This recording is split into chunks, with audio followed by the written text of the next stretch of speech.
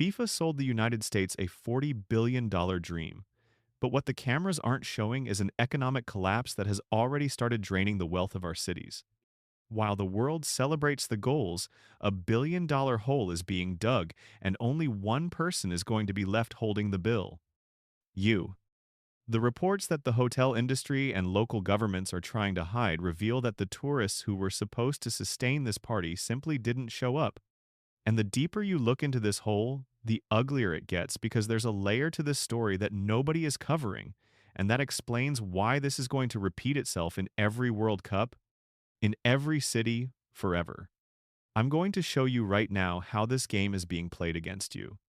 On paper, the plan was perfect. In practice, it became every mayor's nightmare. The promise was simple and seductive.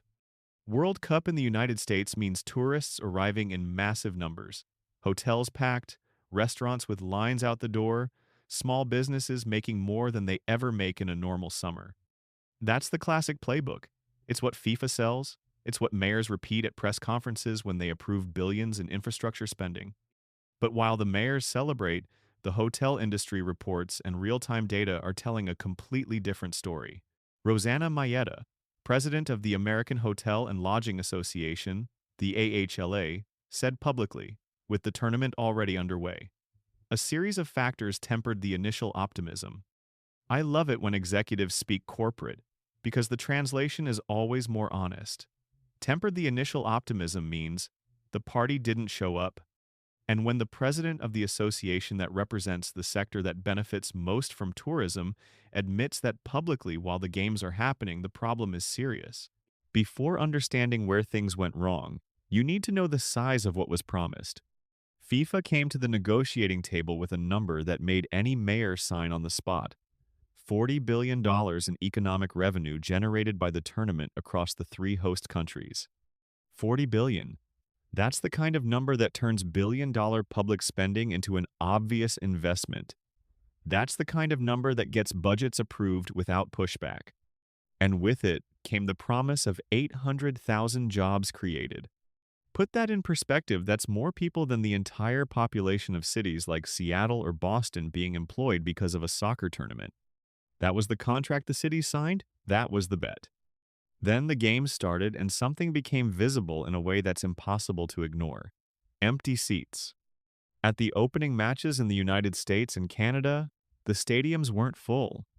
The numbers point to 176,000 unsold tickets just in the group stage. Think about that. 176,000 empty seats at an event the entire world was supposed to be desperate to see live. Every one of those seats has an economic cost.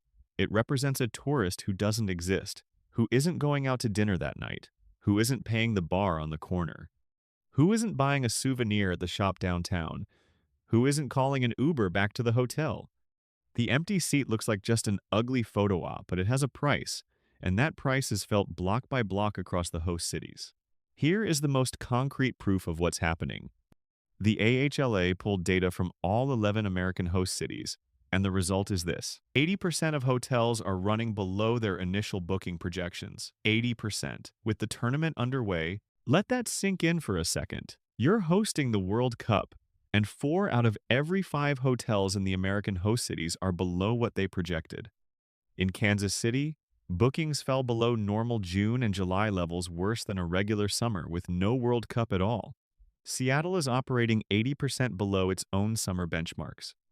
New York, the most visited city in the country, is sitting at around 65% of what it projected. The gap between 65% and 100% in New York isn't a footnote, it's hundreds of millions of dollars evaporating from the local economy. The tourist who was supposed to foot this bill simply didn't show up. And the reason isn't just economic, it's an invisible wall that Washington and FIFA built together. The numbers the industry itself published are impossible to ignore. 70% of respondents cited visa barriers and geopolitical concerns as the main reasons for weak demand. 7 out of 10. And the impact hits the bottom line directly. While the average international tourist spends more than $5,000 per visit, roughly 70% of the flights booked for games in the U.S. were purchased by Americans traveling within their own country. The new money, the kind that actually moves the needle, never arrived because multiple countries had their fans blocked from entering American soil. Others, even without a formal ban, stayed away out of fear of what they might face at the border. Canadians and Germans, high-spending travelers with deep traditions of international travel, are avoiding games in the United States out of fear of immigration enforcement. That's not a rumor. That's what sports management experts are documenting in real time. And here's the detail that changes everything. The domestic traveler doesn't create new wealth. They move money that was already in circulation. The real economic injection depends on money coming from outside. And that money stayed outside. Imagine you're a passionate European soccer fan. You saved up, you planned, you're going to buy the ticket. FIFA tripled the price of its best available ticket category for the final, reaching nearly $33,000 per seat on the official platform. On the resale market, prices climbed to more than $38,000 per individual ticket. Football Supporters Europe officially classified those prices as extortionate and documented that they are 7 times more expensive than tickets at the 2022 World Cup in Qatar. 7 times more expensive. The same tournament. 7 times. The market is responding. Resale values dropped over the weeks, the market telling you, in real time, that nobody wants to pay what they're asking. Things got so critical that the Attorneys General of New York and New Jersey issued a formal subpoena to FIFA over abusive ticket pricing. When state attorneys general issue a subpoena, the signal is clear. That's a hotel problem and a ticket market problem. It's not my problem. But it is. And it's simpler than it sounds. The cost of hosting the World Cup doesn't disappear when the tournament ends. The cities invested in infrastructure, security, and logistics with public money with your tax dollars. The logic was, you invest now, the international tourists arrive, they spend, and the economy recovers that investment with profit. If the tourists don't come in the promised numbers, who covers the gap? The city. You. And when hotels run below capacity and small businesses don't hit the numbers they planned for over months, the ripple effect is immediate. Lower revenue means less hiring. In some cases, it means layoffs. Workers brought on specifically for the World Cup period can be let go when the volume doesn't justify the cost. The worst part, this isn't happening in one isolated city. It's 11 cities at the same time. And when 11 cities bleed together, it shows up in businesses that close, in jobs that disappear, in municipal budgets that don't balance in the months after the tournament ends. Now here's the part that's barely showing up in the news. While Seattle's hotels are operating 80% below normal and New York's prosecutors are investigating ticket prices, FIFA is projecting a cycle revenue of $11 billion from this tournament. The biggest number in the organization's history. $11 billion. A record, with empty hotels and stadiums full of empty seats. How is that possible? Because FIFA's revenue model doesn't depend on tourists showing up. It depends on global broadcast rights, international sponsors, and licensing deals that have nothing to do with how many people showed up in Kansas City or slept in a Seattle hotel. FIFA gets paid whether you show up to the stadium or not. And here's a detail almost nobody is talking about. FIFA's own staff in the United States were against dynamic pricing. They recommended a strategy with more affordable prices. The leadership in Zurich ignored them and decided that the 2026 World Cup was a once-in-a-generation opportunity to maximize revenues. That decision was approved by the organization's executive committee. The host country enters the deal as a stage.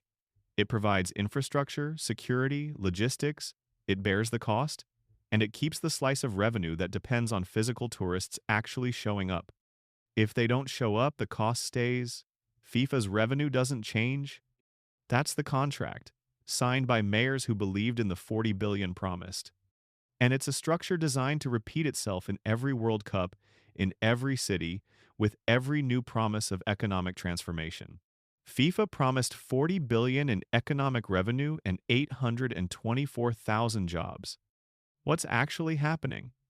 80% of American hotels below projected bookings, 176,000 empty seats in group stage games, international tourists blocked by visa barriers and prices 7 times above normal, while FIFA posts the biggest revenue record in its history because its model doesn't depend on what happens on the streets of Seattle or New York.